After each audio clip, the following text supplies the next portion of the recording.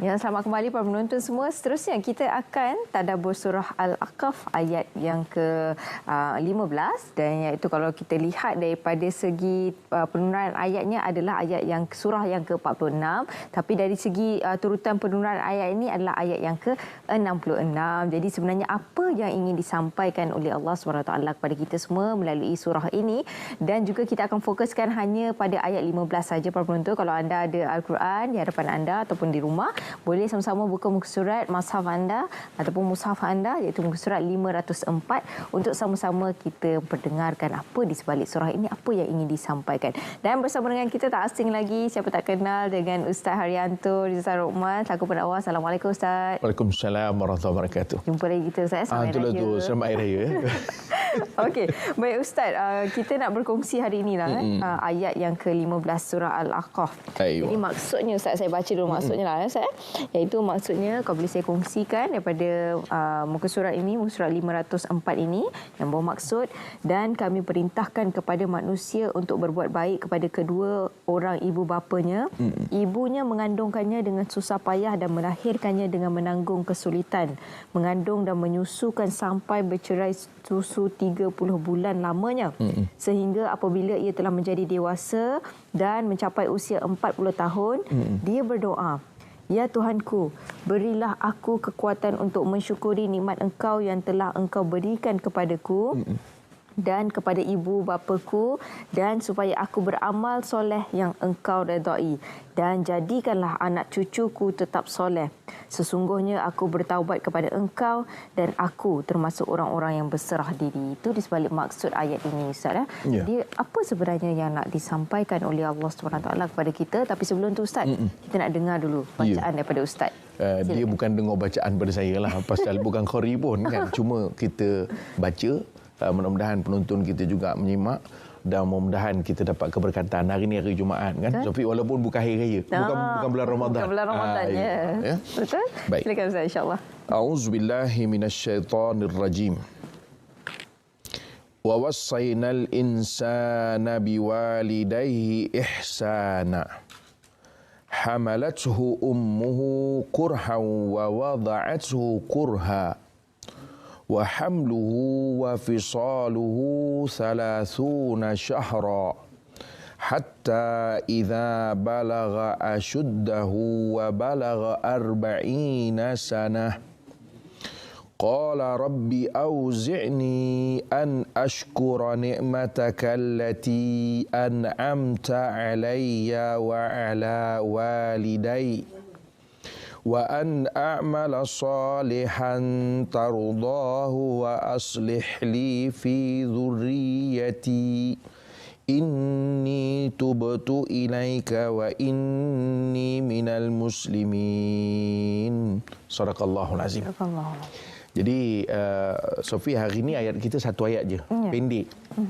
Ya, mungkin penonton kita pun tengok hari ni, pendek je ayatnya hari ni ya. Tetapi satu perkara daripada surah Ahqaf ini, ayat yang ke-15. Pertama, apa yang kita boleh dapat daripada ayat ni? Pertama, Ustaz nak bagi tahu dulu Sofi, dalam ayat ini ada satu doa yang diajarkan Allah Subhanahu Wa Taala. Ya. Kalau kita tengok tadi, kalau penonton boleh yang ada Quran boleh tandakan doanya itu bermula daripada qala rabbi auzi'ni. Jadi boleh, ini doa yang boleh kita amalkan. Kejap lagi kita cerita pasal doa ni. Okey. Jadi dalam ayat ni ada satu doa yang Allah Subhanahu Wa Taala ajarkan untuk kita amalkan. Ya. Kita boleh baca rabbi auzi'ni daripada situ, ya. Rabbi auzi'ni an ashkura ni'mataka allati an'amta alayya wa ala walidayya wa an a'mala salihan tardahu wa aslih li fi dzurriyyati inni tubtu ilaika wa inni minal muslimin. Baik, itu yang pertama. So doa ni boleh amalkan. Apa kebaikan doa ni? Kebaikan doa ni ialah kerana maksud daripada doa itu, Syafiq, ya.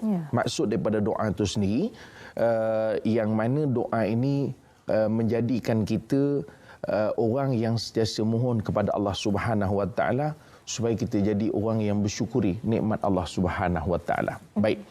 kita akan pergi kepada doa ni sekejap lagi. Kita pergi dulu daripada atas tadi. Allah Subhanahu Wa Taala sebutkan dalam ayat ini, wa wassaynal insana biwalidayhi ihsana. Rasanya ini sebahagian daripada ayat-ayat dalam Al-Quran yang menjelaskan atau menekankan soal berbuat baik. Wa wassaynal insan, manusia dipesan supaya berbuat baik kepada kedua bapa dia. Kerana kita tahu mak ayah kita ni adalah orang yang melahirkan dan membesarkan kita. Sebab itu antara perkara besar dalam agama yang diajarkan kepada kita, Safi, ialah menghargai mak bapa. Betul. Maknanya kalau kita tidak sampai kepada menghargai ibu bapa, hakikatnya kita belum lagi melaksanakan perkara-perkara yang pokok dalam agama. Nampak? Itu yang pertama.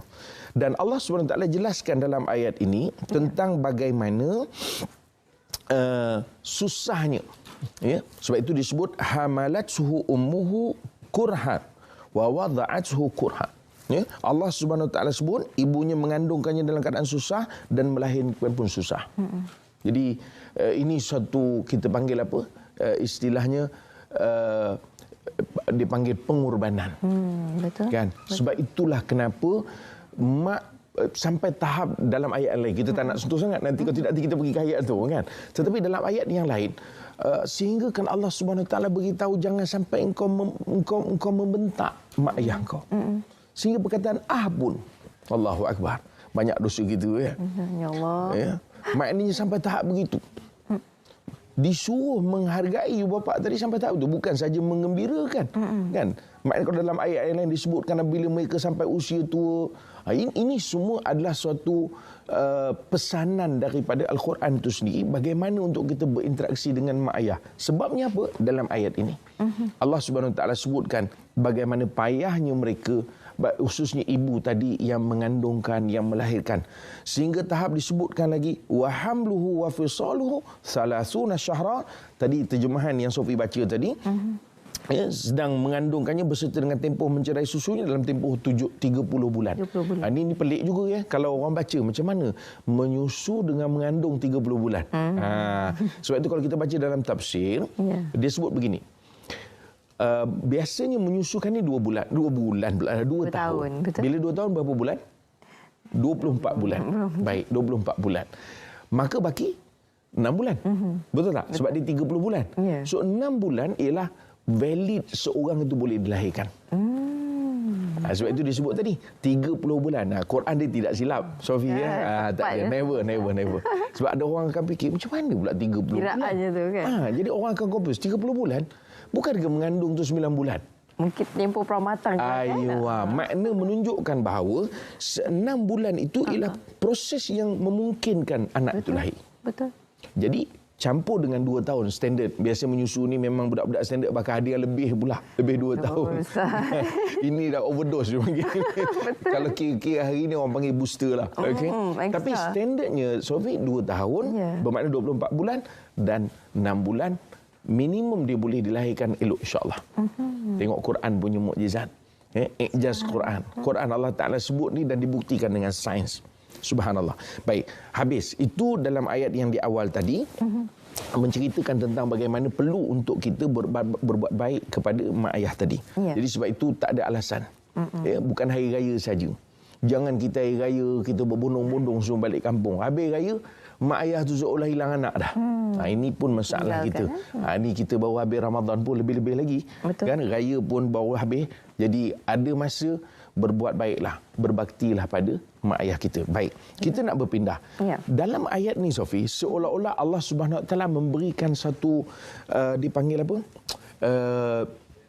Dipanggil apa istilah kita nak panggil Sofi? Perjalanan kehidupan manusia. Daripada dalam kandungan tadi umur kau 30 bulan, ya, maknanya dengan menyusu, kemudian Allah sebut lagi dalam ayat itu hatta idza balagha asyuddahu. Kan wa balagha 40 sanah, sehinggalah apabila dia sampai satu peringkat dewasa. Ini kita manusia begitu. Dan sebab itu dalam ayat yang lain juga kita sebut, tapi tak nak bincang panjang. Nanti ayat tu kita jumpa besok tak boleh bincang. Allah sebut dalam surah Yasin tu kan. Allah sebut a'udzubillahi minasyaitanir rajim wa man nu'ammirhu nunakkishu fil khalq. Siapa yang kami panjangkan umur, kami patahkan balik. Maknanya manusia ni daripada alam rahim, betul tak? Betul. Keluar sampai alam dunia ni lah, kan? Kemudian dia membesar. Betul. Betul? Dewasa. Kemudian sampai di 40 tahun. Tengok. Seolah-olah ada satu tingkat perjalanan kehidupan manusia. Tetapi dekat sini, fokus yang Allah nak bagi ialah hatta idza balagha wa balagha 40 sanah. Nampak? Sehingga mereka sampai 40 tahun. Qala, Allah Taala sebut, mereka pun berdoa. Ya. Kenapa? Ini yang saya nak baca sikit. Imam Jalaluddin As-Sayuti dan juga Al-Mahalli dalam tafsir tafsir Jalalain, ini tafsir yang masyhur di Malaysia. Okay. Dia kata apa? 40 tahun ini kenapa disebutkan dalam Quran? Kerana nak menggambarkan kematangan manusia pada usia tersebut.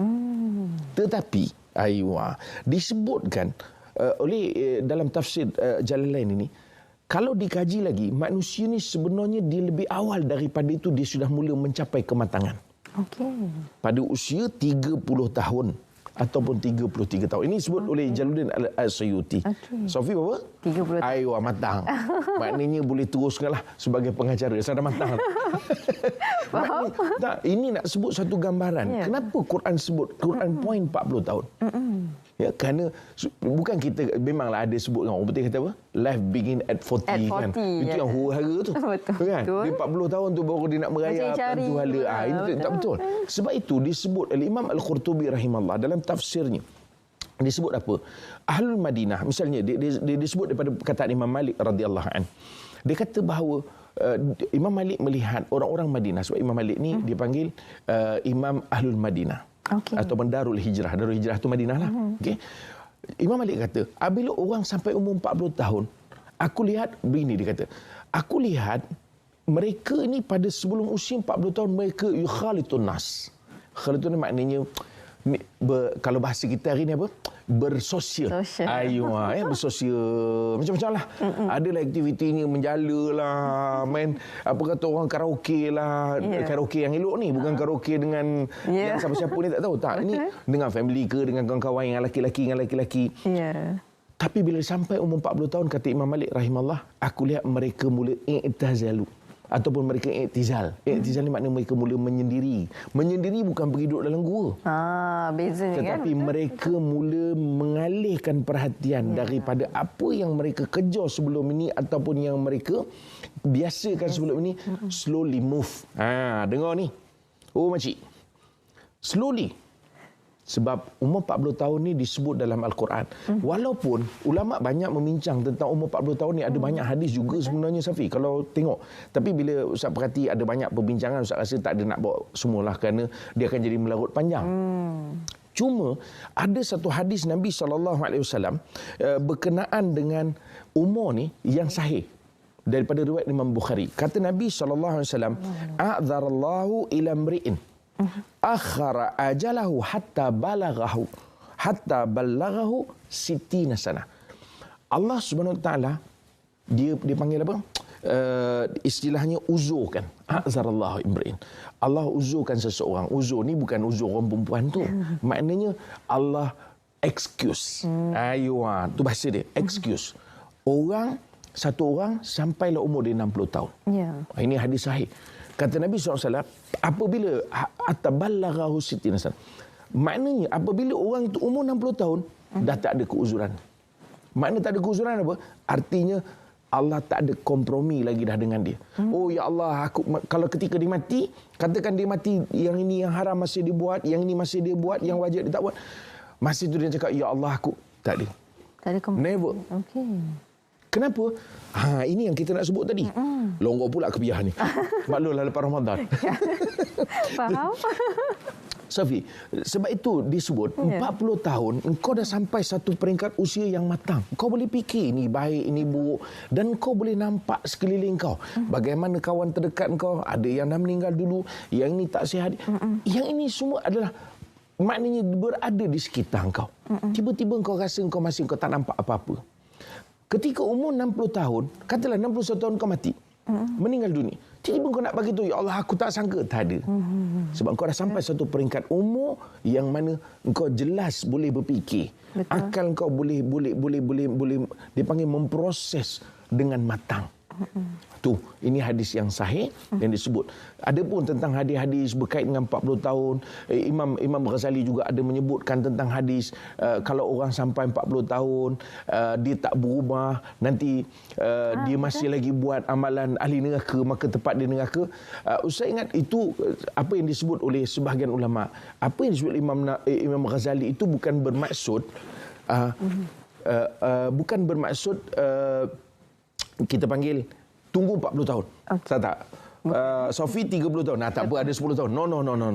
Atau bermaksud lepas 40 tahun kau tak ada harapan. No, bukan. Masih ada. So itu sebagai satu gambaran. Okay. Kau kena ingat ini 40 tahun ialah time frame.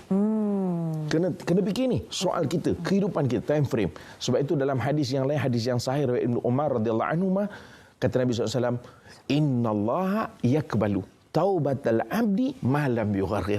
Allah terima taubat hamba selama mana sebelum sampai di tenggorokan. Jadi maknanya apa? Nak beritahu bahawa ada peluang. Walaupun lepas 40 tahun masih baru nak berubah, carry on. Betul. Ruang untuk Allah terima kita masih ada. Itu dia. Walaupun tempoh usia tu 41 tahun tu masih ada peluang yang Allah berikan. Tapi jangan lambat-lambat. Jangan lambat-lambat. Orang kata jangan tangguhkan. Jangan tangguh dan kena 2 kali lipat. Okay. Sebab kita baru nak mula. Betul. Memperbanyakkan lagi lah amalan kita, insya-Allah. Terima kasih saya ucapkan kepada Ustaz Haryanto atas perkongsian ini. Masya-Allah, terima kasih banyak Ustaz. Allah sejuk. Sejuk. Alhamdulillah, itulah antara perkongsian yang boleh kita terima daripada surah Al-Ahqaf ayat ke-15 tadi, iaitu surah yang ke-46. Jadi sama-sama boleh kita ambil perkara ini dan boleh ambil ibrah daripada surah ini. Dan doa tu jangan lupa. Dan doa tadi insya-Allah kita sama-sama amalkan.